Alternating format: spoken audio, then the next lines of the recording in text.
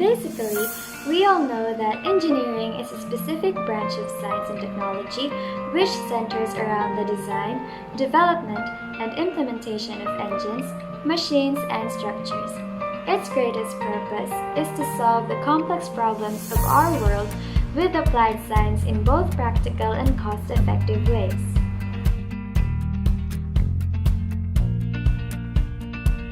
Engineers are the ones responsible for the creation of practically every significant advancement in tools and technology since prehistoric times.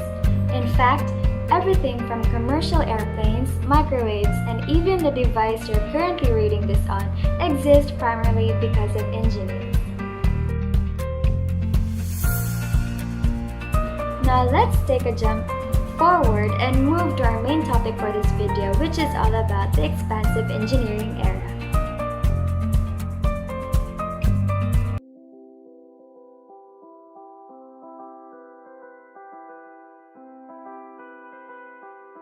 The expansive engineering era experienced the continuing extension of a range of structures concurrently with the development of land, air, and sea transport, and an expanded network for water and energy distribution.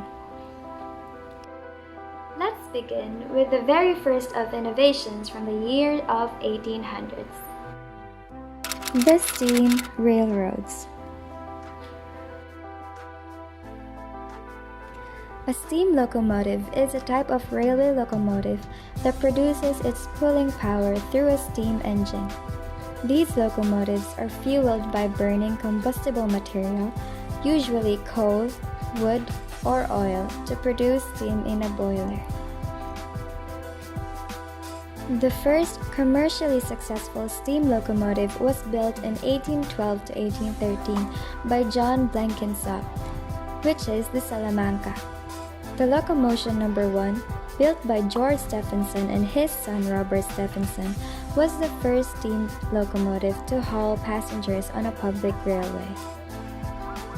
Since steam engines were the highlights during the early 18th century, steamships are also innovated during this era.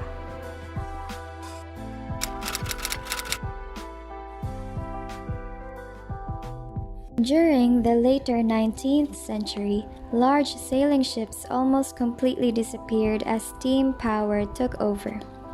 The first successful steam-powered vessels were built for use on canals and rivers in the early 1800s. On early steamships, the steam engine turned paddle wheels that moved the ship along, but by the 1850s, most ships were using propellers instead.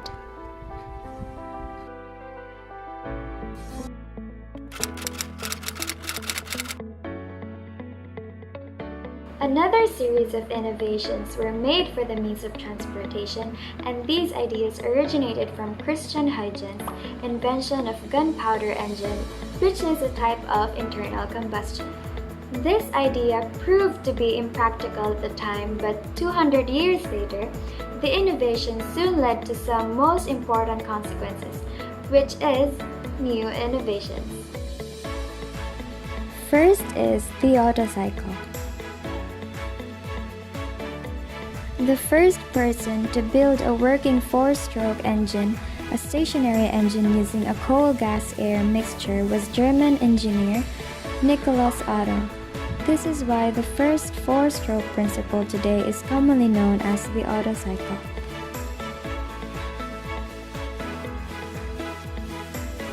Then, in 1886, it happened. Carl Benz, also of Germany, rear-mounted a petroleum-burning variation of the autocycle engine on a three-wheeled platform and connected the engine shaft to the rear axle by bicycle chain. Then 3 years later, fellow countryman Gottlieb Daimler built what is generally considered the first modern automobile.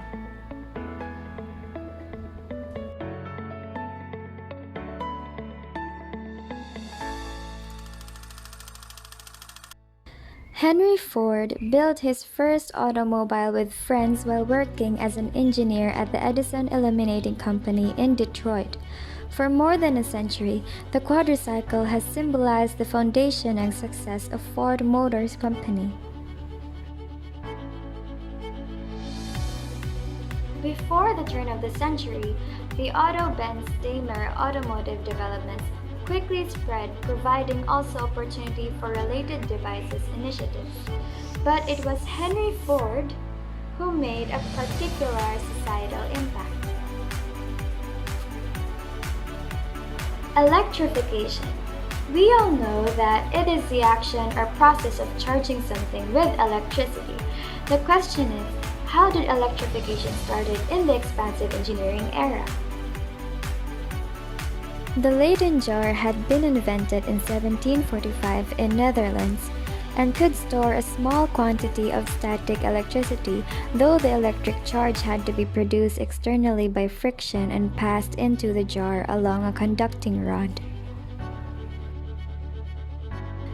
Then, a device which produced a more convenient though still minimal electrical current was the pile built by Alessandro Volta in Italy in 1800. Volta invented the first true battery, which came to be known as the voltaic pile. The voltaic pile consisted of pairs of copper and zinc discs piled on top of each other, separated by a layer of cloth or cardboard soaked in brine. The invention of the voltaic battery and subsequently the dynamo provided a treasure trove of modest-scale experimental opportunities for inquisitive and creative minds. Many of these innovations proved highly consequential to the ensuing electricity communication industries of telegraphy, telephony, radio, and television.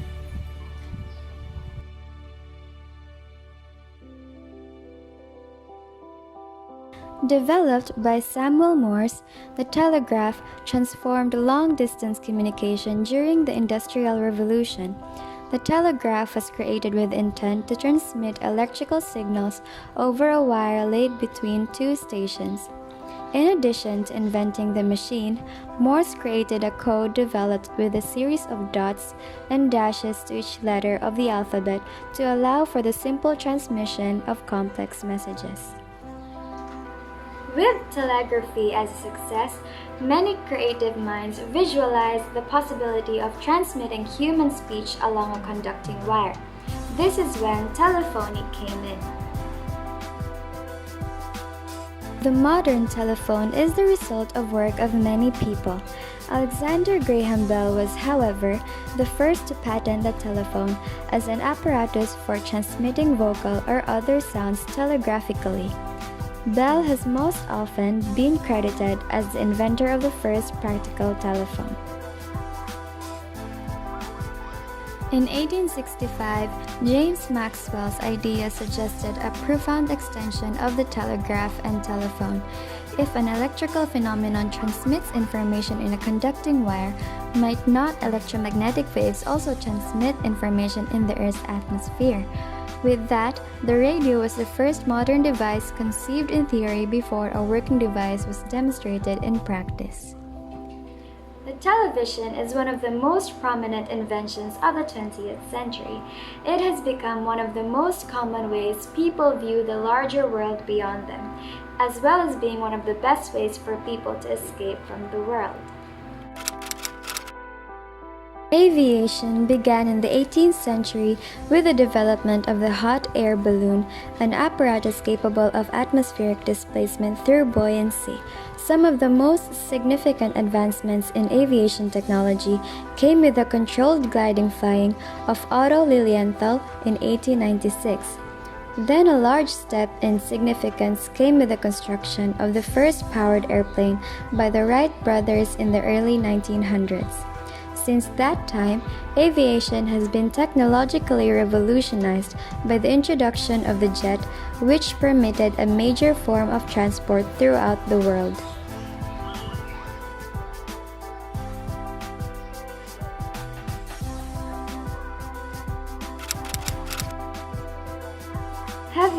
industry is an industry that involves one or more characteristics such as large and heavy products, large and heavy equipment and facilities such as heavy equipment, large machine tools, huge buildings, and large-scale infrastructures, or complex or numerous processes. The term heavy refers to the fact that the items produced by heavy industry used to be products such as iron, coal, oil, ships, and etc. There has been a high demand of quality steel during this era.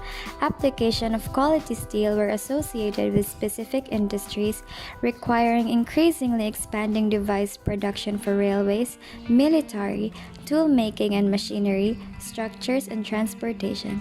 As a given example, Eiffel Tower was built entirely of steel for the Paris exhibition in 1889. While canal construction for irrigation purposes dates to ancient times, and canals for inland transport dates to Renaissance times, canals as a means of oceanic distance of travel reduction became of international interest beginning in the mid-1800s. Bridge construction began to flourish in tandem with railroad development in the early 1800s, with much variation in detailed design, but mostly consisting of wood truss, iron, cantilever, and iron arches. Low earth-fill dams and then concrete arch dams were constructed, eventually leading to some exceptionally large dams. The highest concrete dam of this era was a 250-meter-high concrete arch Hoover Dam across the Colorado River.